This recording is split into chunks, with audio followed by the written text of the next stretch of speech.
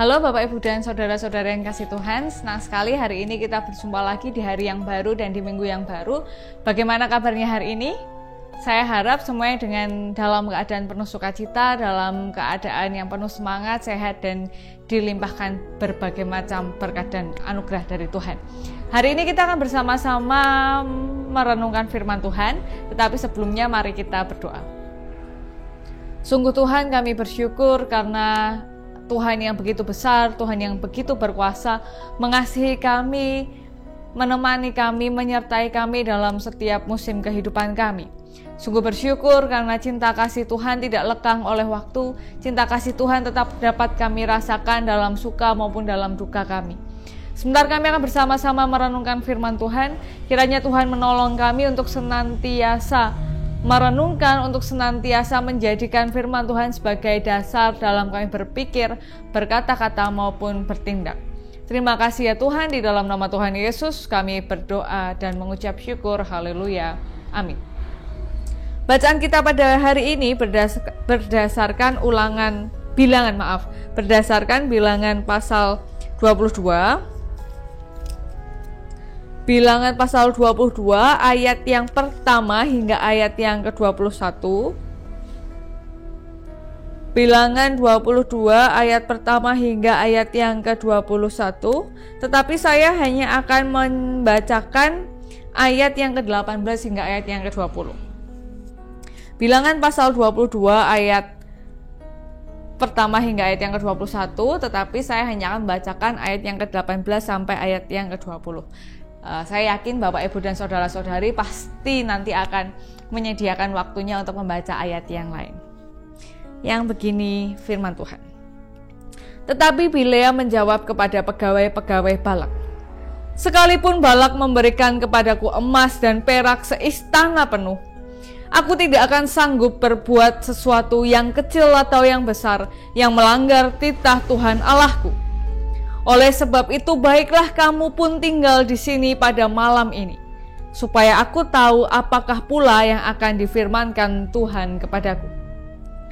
Datanglah Allah kepada Bileam pada waktu malam serta berfirman kepadanya, "Jikalau orang-orang itu memang sudah datang untuk memanggil engkau, bangunlah. Pergilah bersama-sama dengan mereka, tetapi hanya apa yang akan kufirmankan kepadamu harus kau lakukan." Demikianlah pembacaan firman Tuhan pada hari ini. Yang berbahagia adalah setiap dari kita yang mendengarkan, merenungkan, memelihara, bahkan di dalam kehidupan sehari-hari diberikan kekuatan untuk melaksanakannya. Haleluya.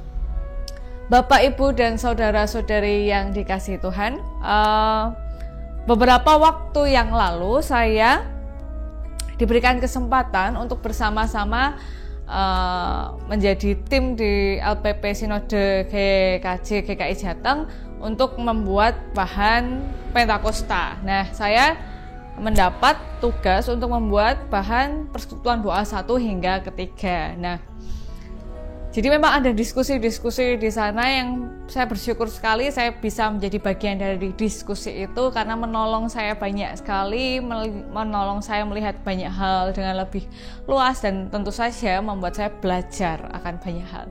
Nah, dari 3 PD yang saya buat, ada masukan dari salah satu ibu pendeta yang tidak saya sebutkan namanya nanti, karena saya belum mendapat izin untuk menyebut namanya atau tidak, belum kepikiran tadi. Nah, ibu pendeta ini memberikan saran kepada saya, "Mbak, itu dikasih contoh konkret supaya orang yang membaca nanti atau yang memimpin persekutuan doa bisa memberikan contoh konkret." Karena juga ada Pak Pendeta yang juga mengatakan bahwa ya kadang orang yang mimpin PD itu kadang-kadang memang hanya membaca saja, Mbak, petugasnya, nggak semua orang bisa menjelaskan begitu ya, kadang hanya benar-benar dibaca dari awal hingga akhir.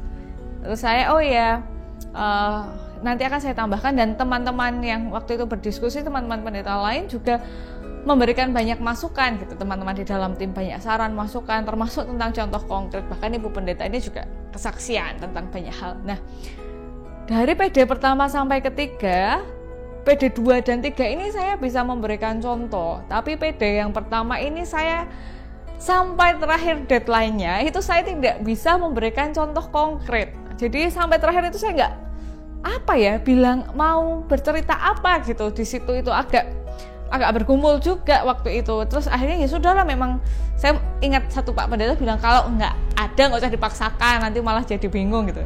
Karena benar-benar saya pikir-pikir cukup lama kok nggak ketemu ya, saya kirimkan yang khusus PD1 itu nggak ada contoh konkretnya. Nah, tapi dalam perjalanan saya kemudian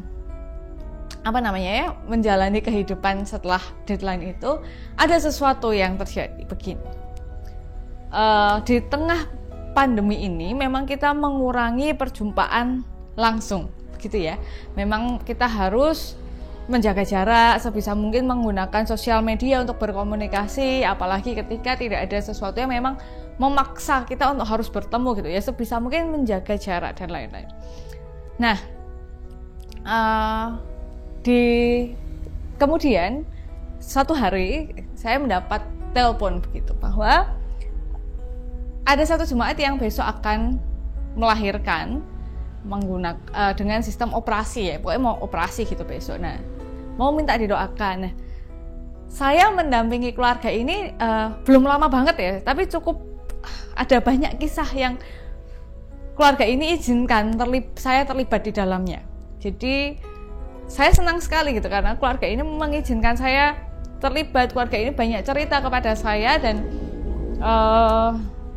ya pokoknya keluarga ini mengizinkan lah saya ada di dalam beberapa proses kehidupannya. Jadi ketika ibu ini mau melahirkan, cerita ini sudah mendapat persetujuan dari keluarga yang berkaitan, walaupun tidak saya sebutkan namanya ya, Bapak Ibu ini sudah dapat persetujuan. Nah, ketika ibu ini mau melahirkan, saya senangnya luar biasa. Karena pergumulannya itu saya mendengarkan kan dari awal hingga mau melahirkan ini. Jadi saya senang sekali, dan kebetulan waktu itu saya sedang kosong begitu, tidak ada kegiatan yang harus saya lakukan. Jadi memang saya kosong.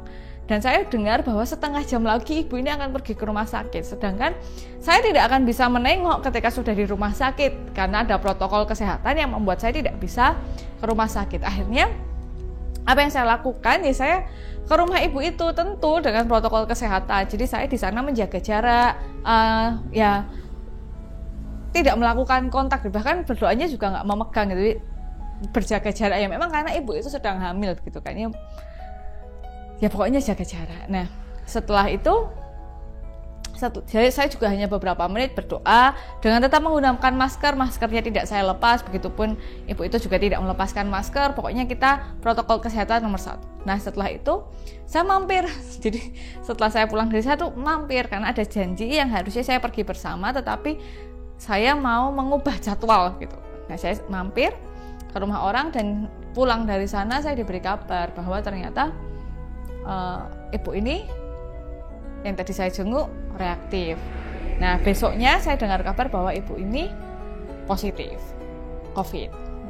Dan kemudian pergumulannya tidak perlu saya ceritakan ya, pokoknya. Tapi sekarang anaknya sudah lahir dengan sehat, dengan baik, ibunya juga dalam keadaan yang sehat. Jadi mari bersyukur untuk itu. Tapi itu di luar itu ya. Lalu akhirnya saya harus rapid antigen dan hasilnya adalah negatif. Tapi saya tetap tinggal di rumah saja dulu dalam jangka waktu tertentu untuk menjaga. Tapi memang sudah rapid antigennya memang sudah negatif. Saya rencananya mau mengulang lagi supaya mungkin ketika ini ditayangkan nanti siangnya atau besoknya saya mengulang lagi. Nah, dari kisah ini saya bergumul dan berpikir, kenapa ya?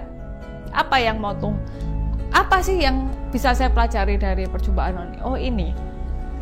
Jadi nanti kalau Bapak Ibu baca, kalau nggak terjadi sesuatu, maka PD1 itu judulnya melanggar demi taat.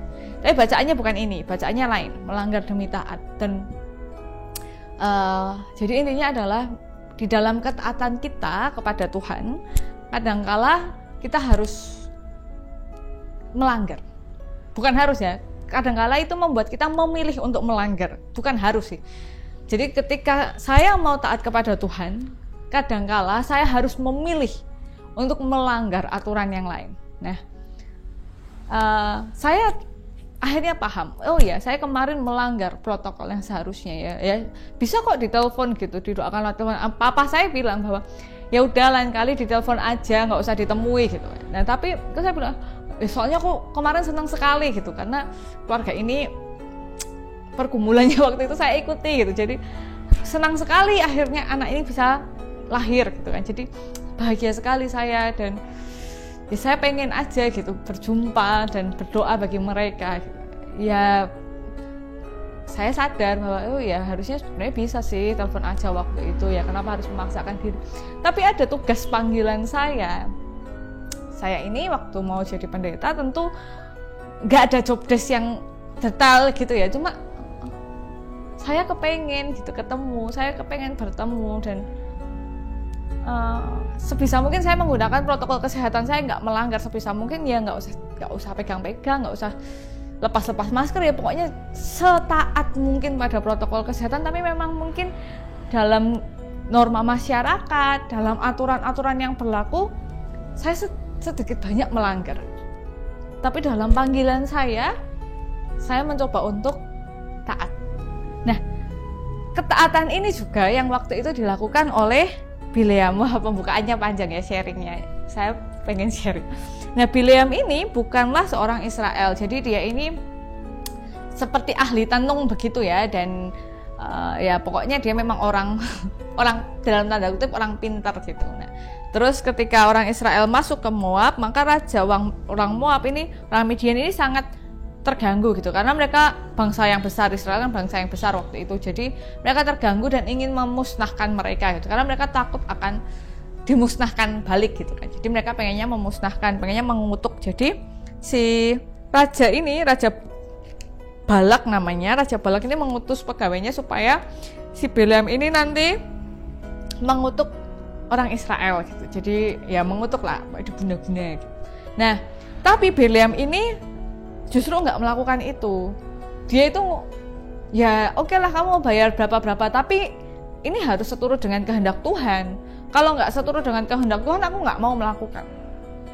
Nah, walaupun kalau Bapak Ibu baca nanti akhirnya setelah berpasal-pasal nanti akan kita ketahui bagaimana akhirnya Balak mengambil keputusan yang lain. Tapi kita bahas dulu ya, hanya untuk di Bilangan 22 ayat 18-20 ini. Walaupun nanti di bilangan yang pasal-pasal berikutnya Bapak Ibu baca sendiri kalau penasaran, atau mungkin di jadwal renungan harian nanti akan dibahas. Bileam punya keputusan lain. Tapi Bileam saat itu memutuskan bahwa oke, walaupun ini melanggar perintah klien, walaupun ini melanggar kehendak raja yang mau bayar banyak, tapi aku nggak bisa nih melanggar perintah Tuhan. Maka dalam ketaatanku kepada Tuhan, aku berani untuk melanggar perintah raja. Nah, tetapi ini tidak bisa disalahartikan ya. Maksudnya kemudian ya sudahlah, pokoknya demi Tuhan akan saya langgar semuanya, saya langgar aturan pemerintah, saya langgar. Enggak gitu juga. Tapi kan dalam hal-hal tertentu, ya ini adalah ketaatan yang diberikan oleh Bileam kepada Tuhan. Bahkan berapapun bayarannya dia dia maunya taat kepada Tuhan.